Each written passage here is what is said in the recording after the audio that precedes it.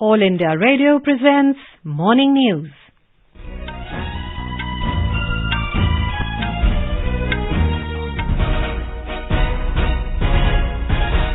Good morning. I am Meenakshi Sun and with me is Subhadra Ramachandran. The headlines. Uttar Pradesh geared up for the second phase of voting in 55 assembly seats for tomorrow. Uttarakhand and Goa to go to single-phase polls tomorrow. Election Commission relaxes curbs on campaigning for assembly elections.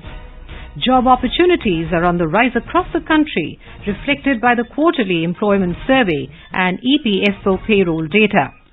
Schools to reopen in Uttar Pradesh and Kerala from tomorrow as COVID-19 cases decline.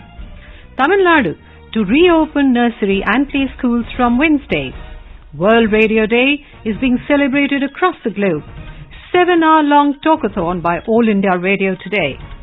US President Joe Biden calls Russian President Vladimir Putin to discuss Ukraine situation. Indigenous Tejas Mk1 aircraft to participate in Singapore Air Show 2022. And in hockey, India lose to France 5-2 in the men's FIH Pro League tournament in South Africa. With the new Omicron variant of coronavirus causing concern, we appeal to our listeners to be vigilant and to get fully vaccinated and help others, including children between 15 and 18 years, to get vaccinated. Please continue to follow these 3 simple steps to stay safe. Wear a face mask, maintain 2 gaz ki duri for social distancing, focus on hand and face hygiene.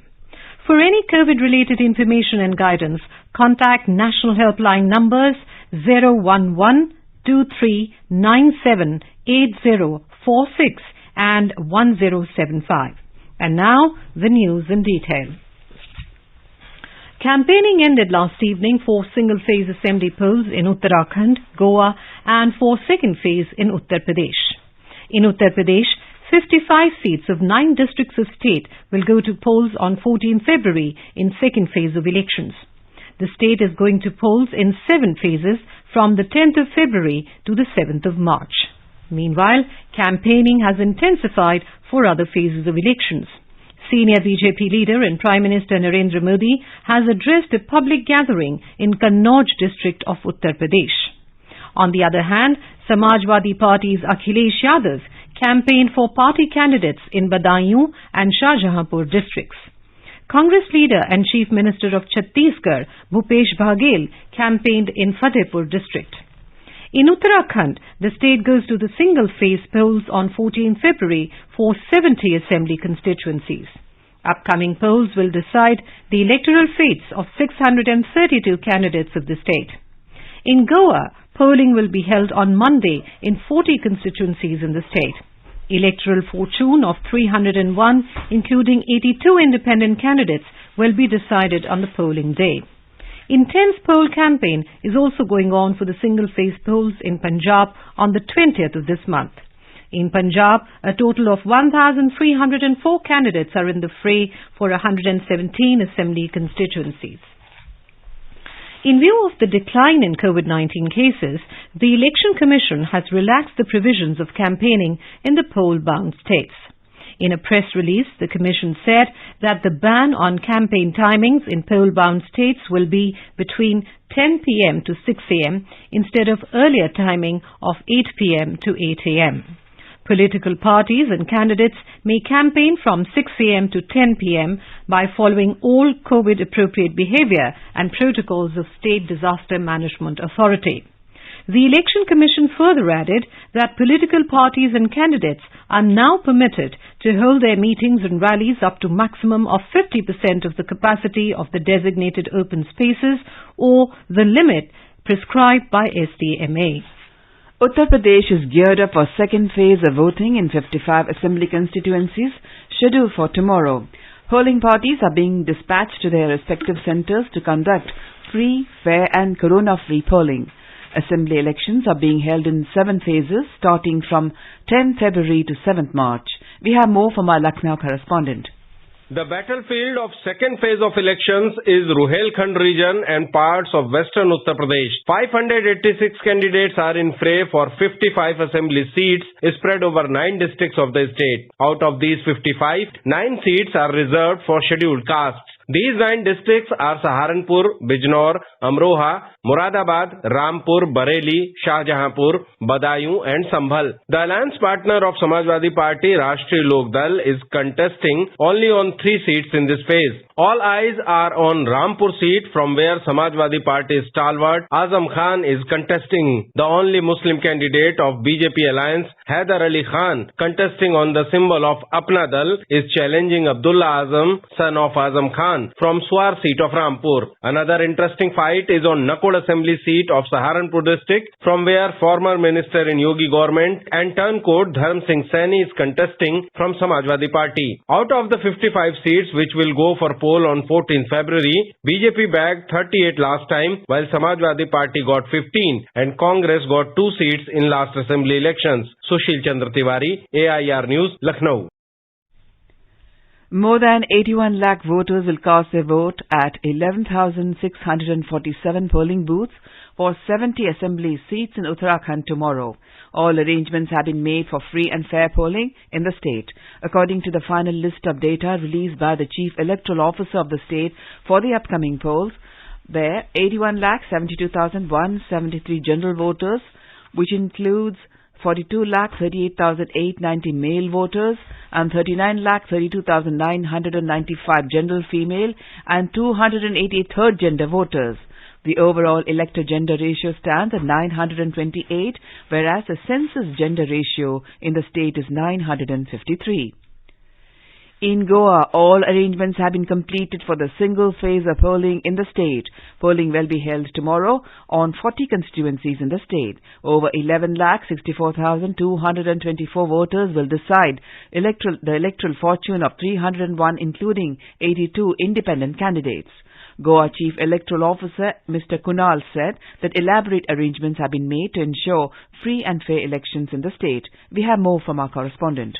Polling parties have been instructed to reach their respective polling stations before evening. Non-vaccinated polling agents have to produce RT-PCR negative report to enter polling stations. Polling officials have been instructed to follow COVID protocol strictly. Section 144 has been imposed in the state till 6 p.m. tomorrow. Under the provision, the assembly of 5 or more persons, including contesting candidates and workers, will be deemed as unlawful. It also prohibits holding any procession or rally. Inter-district border in the state has been sealed. A strict vigil is being maintained along border areas of Maharashtra and Karnataka to check infiltration. Additional security forces have been deployed in sensitive areas of North and South Goa. Liquor shops across the state has also been closed ahead of polls. However, licensed premises having bar and restaurant are allowed to keep the restaurant open for serving food only. The bar counters shall be closed and no liquor will be served. Krishna Kumar Lal, AIR News, Panji, Goa.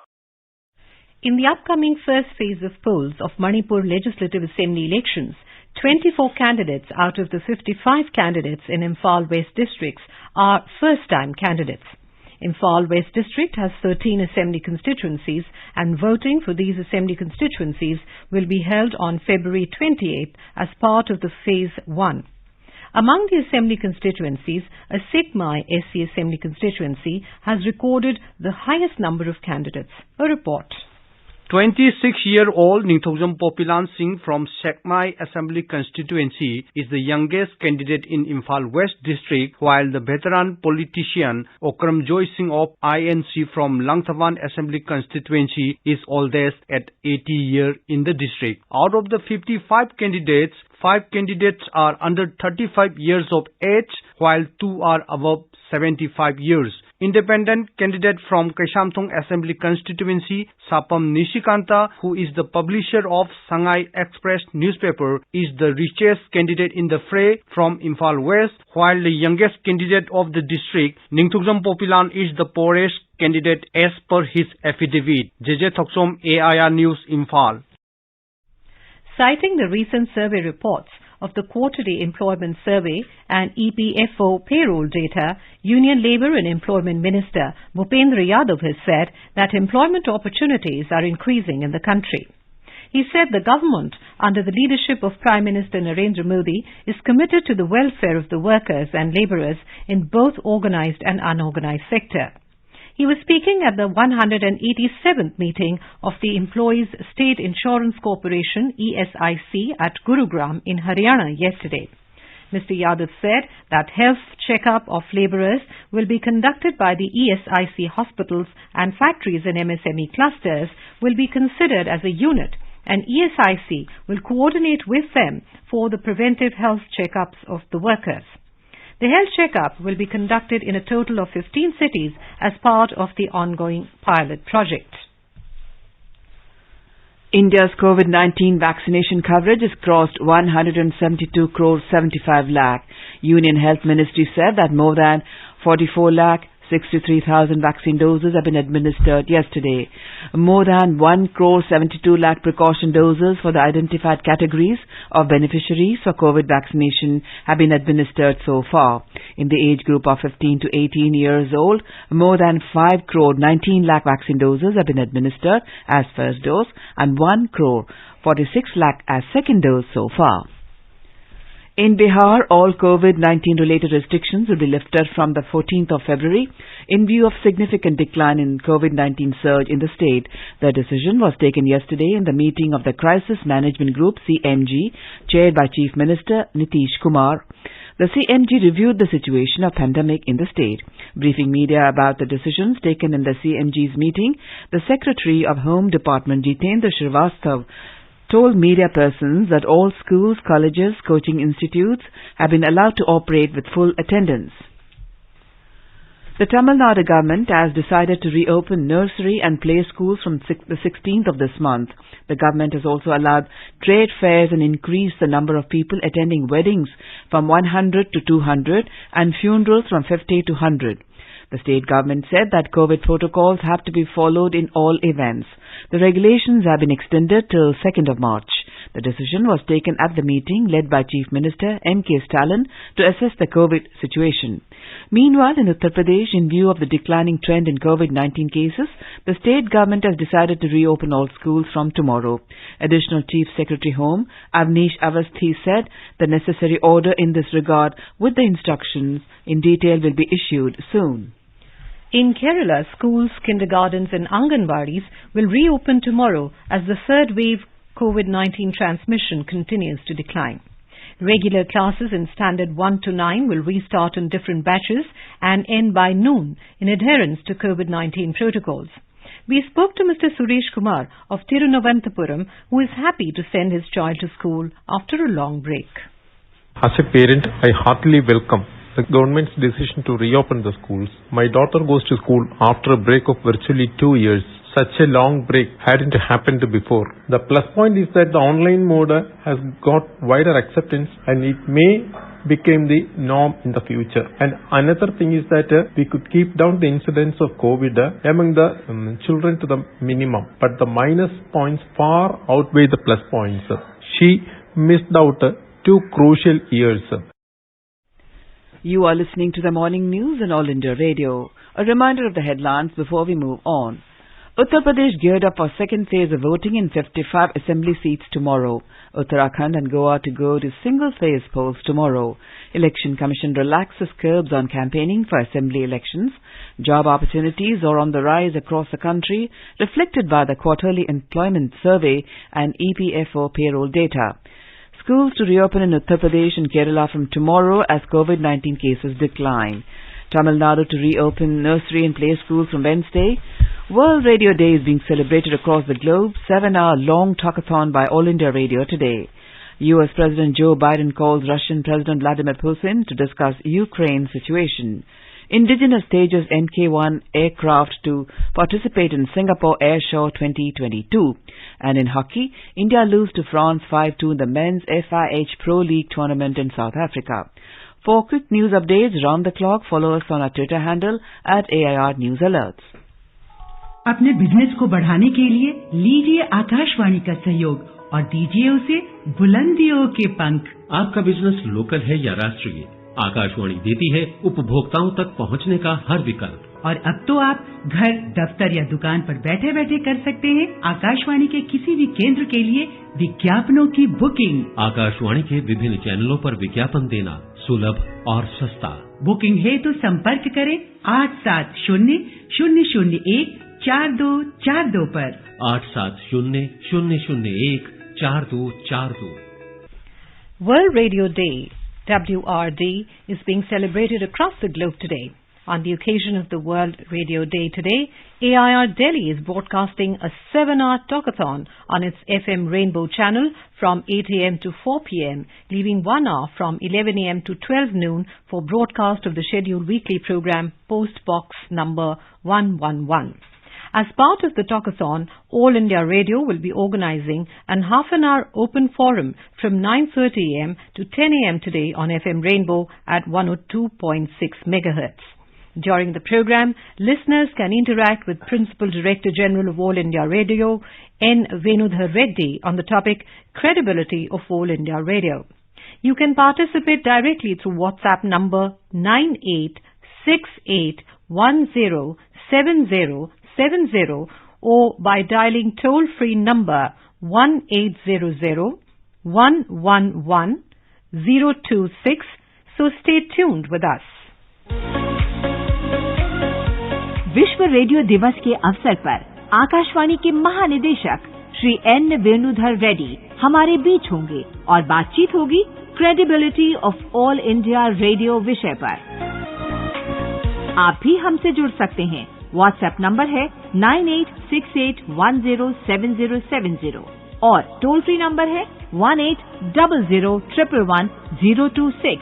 13 फरवरी सुबह 9:30 बजे AIR FM rainbow 102.6 और YouTube live पर।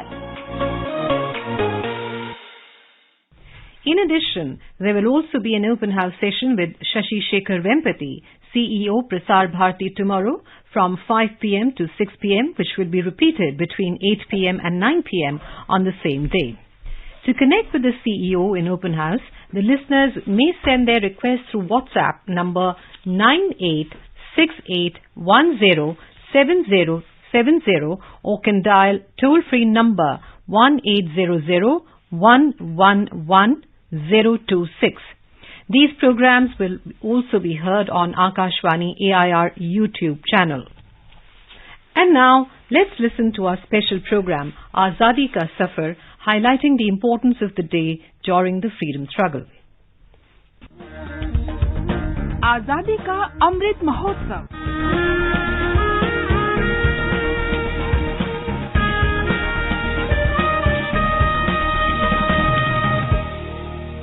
Azadi Ka Safar with AIR News. Birth of a Nation. India's glorious freedom struggle is one of the greatest struggles the modern world has ever witnessed. AIR News brings you a glimpse of the struggle every day.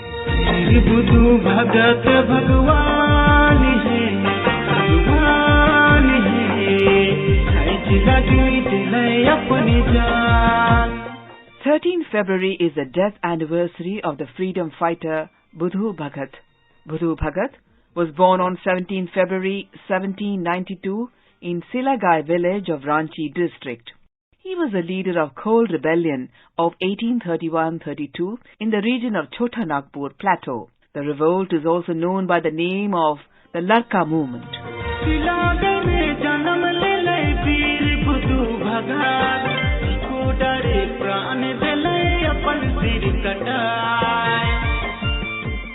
During the Cold Rebellion, Budhu Bhagat led the Coals against the local zamindars who were loyal to the British. He also wanted to protect the forest resources. During the rebellion, the British soldiers killed the innocent people indiscriminately. Elderly people, women and even children were not spared by the British. To save people, Budhu Bhagat jumped into the fight against the British with his two sons, Haldhar and Giridhar. Budhu fought valiantly, but he was surrounded by the British army, which was led by Captain Impey. He knew that the merciless British army will shoot all the innocent villagers. Thus, to save the people, Buddhu proposed surrender.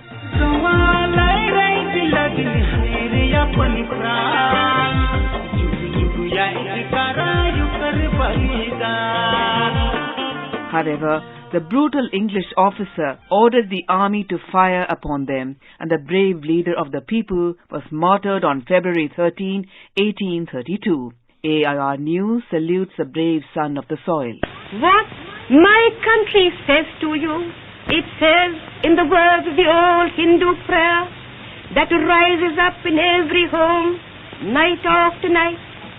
Shanti, Shanti, Shanti, peace, peace, peace.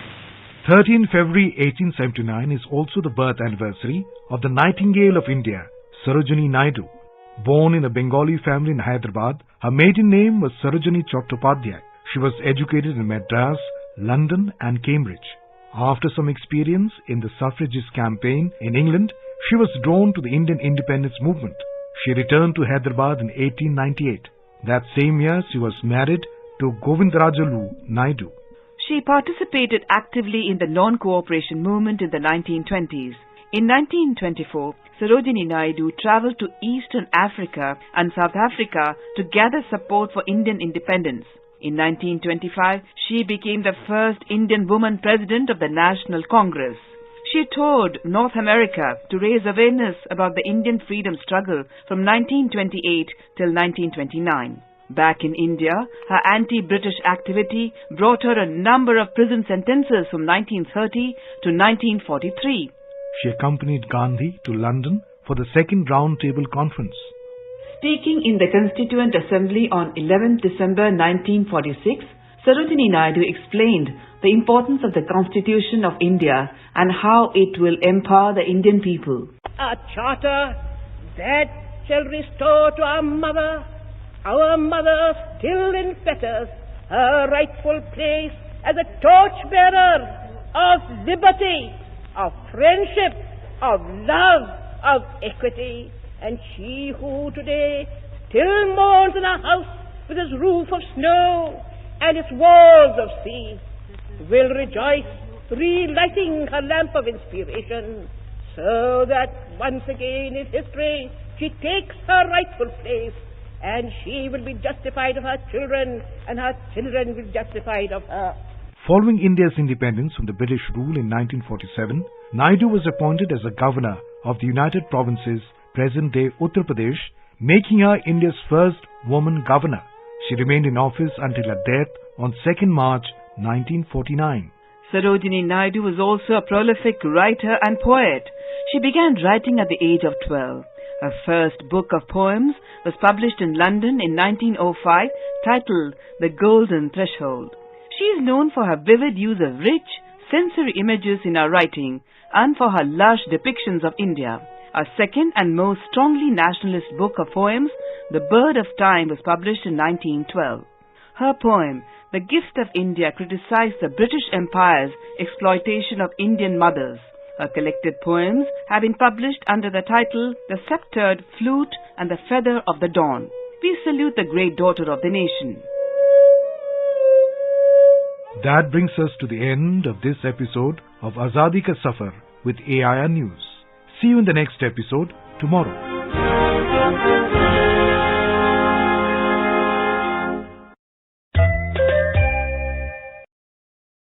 Best wishes to all consumers for Azadi Ka Amrit Mahotsav. Hallmark ensures purity of gold. Always purchase Hallmark gold jewelry. For any consumer-related complaints, please contact National Consumer Helpline's toll-free number 14404. Issued in public interest by the Department of Consumer Affairs, Government of India. Jago Grahak, Jago. India's humanitarian aid to Afghanistan in the difficult times has been lauded by the Ambassador of the Islamic Republic of Afghanistan to India, Farid Mamunzai. He thanked India for being one of the largest regional donors to Afghanistan. He expressed his gratitude for the Parliament building and the India-Afghanistan Friendship Dam.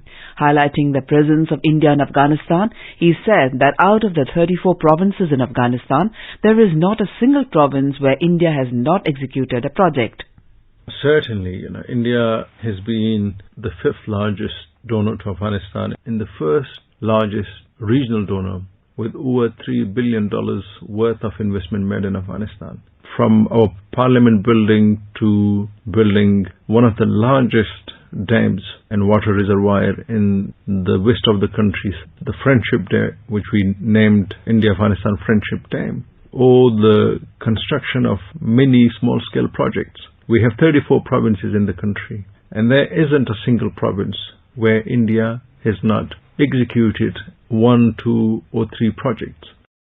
News Services Division of All India Radio will bring an exclusive interview in English tonight with Farid Mamunzai, the Ambassador of Islamic Republic of Afghanistan to India. A 44-member contingent of Indian Air Force IAF has reached Changi International Airport, Singapore, to participate in the Singapore Air Show 2022. The Air Show will be held from 15th to 18th of this month. Singapore Air Show is a biennial event which provides a platform for the global aviation industry to showcase their products. U.S. President Joe Biden has called his Russian counterpart Vladimir Putin yesterday to discuss the Ukraine situation. A White House statement said, during the call, Mr. Biden spoke about Russia's escalating military buildup on the borders of Ukraine. President Biden reiterated that Russian invasion of Ukraine would produce widespread human suffering and diminish Russia's standing. Russia is also making changes, saying it will optimize the staffing of its diplomats in Ukraine, citing possible acts of provocation by the Kyiv regime or third countries. India's hockey team's winning run in the men's FIH Pro League came to an end after a 5-2 defeat to France in Potchefstroom, South Africa last night. 2 goals were scored for India by Jarmanpreet Singh in the 22nd minute and Harmanpreet Singh in the 57th minute. And now, let us look at the weather forecast for today. Srinagar recorded a minimum temperature of -2 degrees Celsius and the maximum is expected to be 13 degrees. The city is likely to see mainly clear sky. Jammu will also have a mainly clear sky, becoming partly cloudy later. Leh noted a minimum of -12 degrees Celsius temperature and maximum to 0 degree. Gilgit will also have a partly cloudy sky. The temperature will hover between 2 and 14 degrees Celsius. Muzaffarabad will have a partly cloudy sky, becoming generally cloudy later. The national capital, Delhi, is likely to have moderate fog. The temperature will vary between 7 and 25 degrees Celsius. And now an overview of today's newspapers. All major dailies have prominently covered the comments made by the External Affairs Minister S. Jaishankar a day after the meeting of foreign ministers of the Quad countries in Melbourne. The Indian Express headlines, Jaishankar underlines China ignored LAC pacts, an issue of global concern. The Hindu adds, China violated written pledges. Jaishankar, it had agreed not to amass forces along the border. The Sunday Pioneer reveals on its front page, rupee 8,042 crore, biggest bank fraud unearthed, CBI raids 13 spots, books ABG Shipyard former CMD. The demise of veteran industrialist Rahul Bajaj has been covered extensively by the newspaper dailies. The Economic Times eulogizes Hamara Bajaj, end of an era. Industrialist Rahul Bajaj, one of the tallest leaders of India Incorporated, passes away at 83. The Indian Express states, India Incorporated loses a voice that spoke without fear for business and values. And finally, the Times of India notes, daily cases below 50,000 fall, rate 2 times that of second wave. And now, before we end the bulletin, the headlines once again. Uttar Pradesh geared up for second phase of voting in 55 assembly seats tomorrow. Uttarakhand and Goa to go to single phase polls tomorrow. Election Commission relaxes curbs on campaigning for assembly elections. Job opportunities are on the rise across the country, reflected by the quarterly employment survey and EPFO payroll data. Schools to reopen in Uttar Pradesh and Kerala from tomorrow as COVID-19 cases decline. Tamil Nadu to reopen nursery and play schools from Wednesday. World Radio Day is being celebrated across the globe. 7-hour-long talkathon by All India Radio today. U.S. President Joe Biden calls Russian President Vladimir Putin to discuss Ukraine situation. Indigenous Tejas MKI aircraft to participate in Singapore Air Show 2022. And in hockey, India lose to France 5-2 in the men's FIH Pro League tournament in South Africa. And with that, we end the morning news. Have a nice day.